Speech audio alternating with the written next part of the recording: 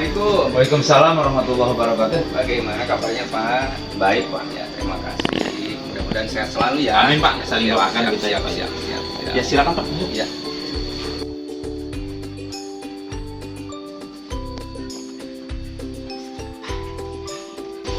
Bagaimana Pak kabarnya nih?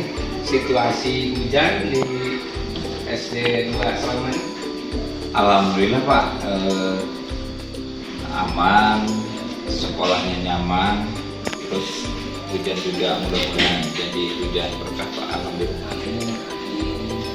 Ya, sesuai dengan arahan dari dinas ya Pak, bahwa ketika kita menghadapi musim hujan, ini tolong perhatikan bangunan sekolah gitu.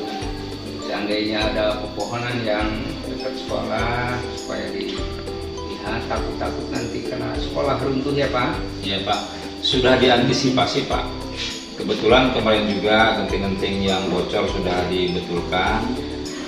Terus drainase juga sudah diperbaiki, dilancarkan supaya jalannya air tidak tersumbat.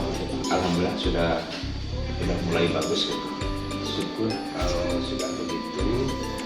Ngobrol-ngobrol Pak Kepala, ketika kita berbicara masalah lembaga kaitannya dengan PDP, sampai saat ini sudah sejauh mana yang Bapak lakukan? Alhamdulillah Pak, kan perencanaan berbasis data itu diawali dengan melihat progres dari lapor pendidikan, membandingkan lapor pendidikan tahun 2023 dan lapor pendidikan 2022 dan 2023. Alhamdulillah dari 6 kategori yang satu ya ada kelemahan, yaitu kategori sedang, itu di numerasi, khususnya di masalah bilangan gitu Pak. Jadi insya Allah nanti Ibu dan Bapak Guru semuanya sudah sharing, menelaah tentang kelemahan lapor pendidikan, dan insya Allah nanti tentang kelemahan itu akan ditindaklanjuti melalui RKT Pak, rencana kerja tahunan. Baik Pak Kepala, ketika kita berbicara lapor pendidikan yang notabene oleh Bapak plus Bapak Ibu Guru di sini sudah sudah dikaji ulang ya Pak. Nah di sana Bapak menyampaikan tadi ada hal yang masih lemah, ada yang masih kurang, ada yang juga sedang. Nah ketika tahapan-tahapan tersebut fakta di lapangan seperti itu, kira-kira tindakan apa yang akan dilaksanakan oleh Bapak? Yang pertama Pak, saya menganalisis lapor pendidikannya dulu. Setelah dianalisis, ternyata lemahnya itu adalah di numerasi. Ya. Setelah melihat kelemahan tersebut atau identifikasi masalah kelemahan di numerasi, kami mengadakan rapat membahas tentang kelemahan tersebut dengan semua dewan guru, dan di rapat tersebut menghasilkan beberapa untuk menanggulangi kelemahan tersebut, solusi dan lain sebagainya, serta memecahkan akar masalah serta proses untuk membenahi dari masalah tersebut. Baik Pak, ketika paparan yang saya dengar dari apa yang disampaikan oleh Bapak tadi memang cukup jelas.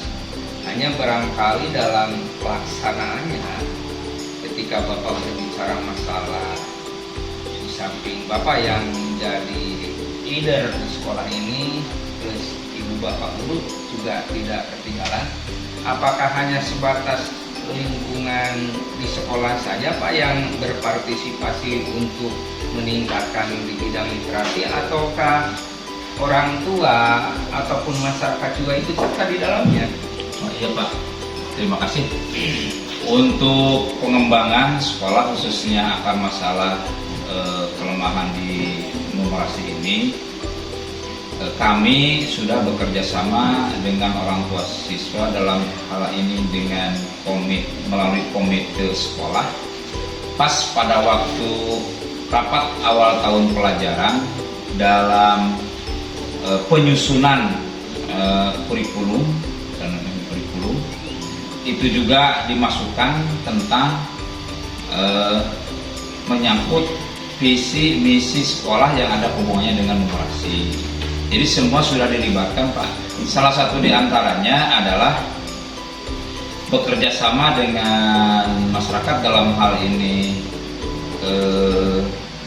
yang ada di lingkungan khususnya DKM tentang hubungan dengan numerasi, baik berupa keagamaan maupun bersifat umum. Jadi ada hubungan korelasi, bahkan di sini di lingkungan ini ada semacam lingkungan belajar sanggar seperti itu yang ada hubungannya dengan peningkatan numerasi siswa gitu Pak, ada dengan masyarakat. Baik Pak Kepala, jadi ketika saya mendengarkan paparan yang disampaikan tadi, ternyata tidak cuma di sekolah saja ya Pak, kaitannya sesuai dengan apa yang Bapak sampaikan. Di masyarakat ternyata ada sanggar, ya sanggar. Sedangkan sanggar ini setidaknya dapat membantu atau memberikan kontribusi juga terhadap sekolah ya Pak. Baik. Nah di dalam hal ini apa yang disampaikan oleh Pak Kepala tadi, di samping hal-hal yang memang sudah diutarakan, yang Bapak ketahui khusus ini di sekolah ketika kita bicara numerasi ataupun literasi, utamanya literasi ya Pak. Ini bagaimana apa istilahnya mengaplikasikan di lapangan untuk Bapak dan Ibu guru di sekolah? Ya terima kasih Pak. Ini hubungan dengan lapor pendidikan, kelemahan tadi sudah dikatakan, dimasukkan kepada RKT Pak, rencana kerja tahunan, dimasukkan kepada rencana kerja tahunan. Salah satu di antaranya adalah yang paling pokok itu adalah peningkatan kualitas pembelajaran melalui yang pertama melalui PMM, yang kedua adalah melalui workshop, yang ketiga adalah melalui sharing 1 minggu 1 kali, dan yang terakhir itu adalah dengan melaksanakan inspirasi yang ketiga. Inspirasi yang ketiga itu adalah sekolah ya mempunyai kewajiban untuk memberikan semacam suntikan dana dari BOS untuk peningkatan khususnya untuk numerasi dan literasi, atau dalam hal ini pembelian buku sumber. Nah itu jadi dari 3 inspirasi itu kami mengambil 2 inspirasi yang pertama dan inspirasi yang ketiga, yaitu peningkatan kualitas pembelajaran bagi guru, dan yang kedua menyediakan sarana pembelajaran dengan membeli buku sumber untuk menambah wawasan dan pengetahuan siswa. Itu Pak, kesana arahnya untuk RKT. Baik Pak, ketika kita berbicara literasi, ternyata Bapak tidak serta-merta ya Pak. Artinya tetap Bapak itu memakai regulasi. Ketika kita bicara RKS, ini juga tidak bisa terlepas ya Pak dalam kehidupan sehari-hari di lembaga, itu maksudnya. Kemudian setelah saya menyimak apa yang disampaikan oleh Bapak tadi, kaitannya dengan ibu bapak guru di sekolah SD 2 Slamet ini, ternyata memang sudah cukup bagus pula apa yang disampaikan oleh Bapak. Di antaranya ya yang sudah jelas dan sudah bening kita melalui PMM ya Pak. Di sana sudah jelas banyak sekali lah hal-hal yang memang bisa diambil, itu apakah itu hikmah dan lain sebagainya yang berkaitan dengan PMM. Di samping itu ada juga yang melalui workshop ya Pak, yang disebut oleh Bapak tadi. Yang ketiga sharing lah. Ada pertemuan rutin, mungkin Rutin 1 minggu sekali rutin.